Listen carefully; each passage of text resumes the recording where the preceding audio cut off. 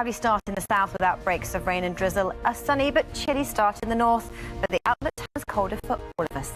I'll have all the details of that more coming up on Good Morning Britain. Looking for the tool bag, won't you? No, she won't. No, but even if it was clear, you wouldn't go and look at a tool bag, would you? At 6:30. About that time tonight, but otherwise, yes, I would. OK. All right. I'm being a bit of a downer about that. So every year the UN release an emissions gap report, and I'm going to tell you what it is and why it's so important. I'd just like to bring you the latest climate science, explain why it matters to all of us. But this report shows the level of warming that we could reach with our current emissions. First of all, where are we now? We're currently at 1.2 degrees of warming since pre-industrial times when we started the Industrial Revolution.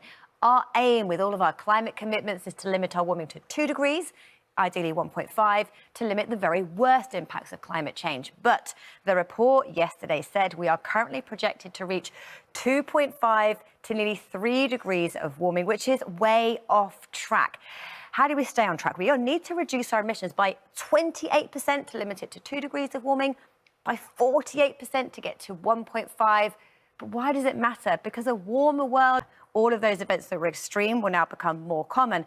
How do we do it? World leaders meet up at COP28 in Dubai next week, and they'll be urged to reduce fossil fuel and switch to renewables. They need to be 3 times more. This report shows what we need to do, but it needs to happen rapidly.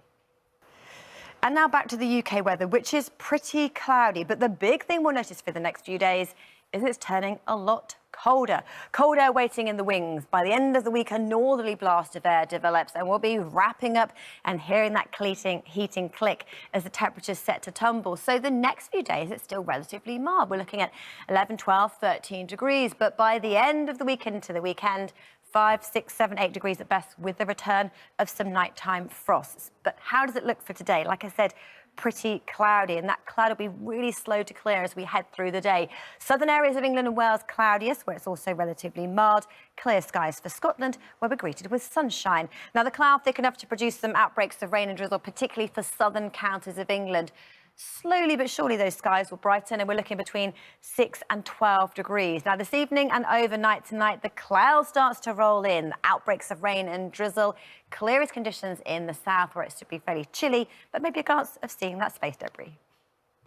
Good morning to you. I liked how Andy had his quiet voice because he's clearly by the pool and doesn't want to wake people up. The sunshine rises there at around about half an hour's time, and the weather for him actually is looking pretty cloudy today, with maybe the chance of some drizzle in the air, and 26 degrees. So him and Richard not having much luck with their overseas travels, finding that sunshine.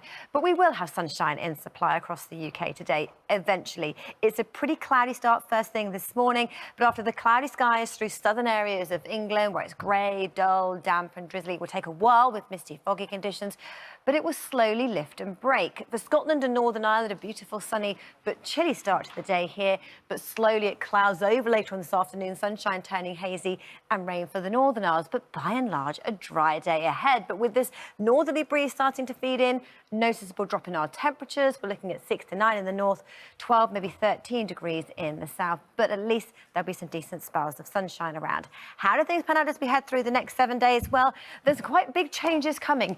The big theme is it is set to turn a lot colder, and the other theme is no weather warnings in force, with no stormy weather on the cards. But for the north of the UK, for Scotland, Northern Ireland, northern areas of England, it turns much milder for tomorrow, but a big drop in temperature below average as we head through the weekend into the start of next week. Percentage chance of rainfall across the north of the UK. Well, it's largely fine today. Wet weather moves in with the milder conditions through Wednesday and Thursday, but drier, if not very cloudy, as we head through to next week. Fortunes further south for England and Wales as we head through the next 7 days. Again, the big story is our temperatures. It's been mild and it turns colder as we head through the weekend and on into next week, with even the return of some nighttime frost. You'll certainly notice that chill in the air. And then percentage chance of rainfall. Well, the main theme is it's going to be very cloudy, limited amounts of brightness, overcast grey skies, and with these cloudy conditions, that brings the risk of some outbreaks of rain and drizzle as we head through the rest of the week.